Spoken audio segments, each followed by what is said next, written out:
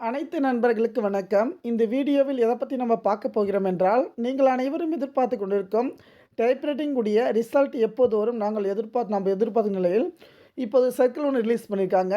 என்ன சொல்லிக்கிறோம் பார்த்தீங்கன்னா, பேப்பர் ரீவேல்யூவேஷன் பண்ணுறதுக்கான ஒரு தகவல் கொடுத்துருக்காங்க.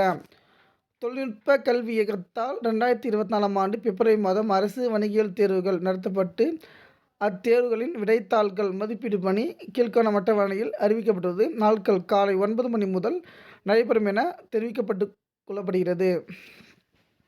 தட்டச்சு விடைத்தாள்கள் மதிப்பீடு பணி துவங்கும் நாள் 16/3/2024 சனிக்கிழமை.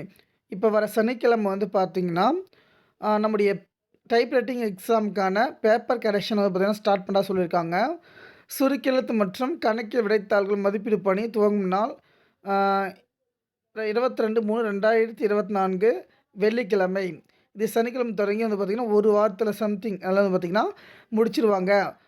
நம்ம சொன்ன மாதிரி பார்த்திங்கன்னா அடுத்த மாதம் 13 அல்லது 15ஆம் தேதிக்குள்ள ரிசல்ட் வெளியாகும். அல்லது அஃபிஷியலாக பார்த்திங்கன்னா 23ஆம் தேதி சொல்லியிருக்காங்க.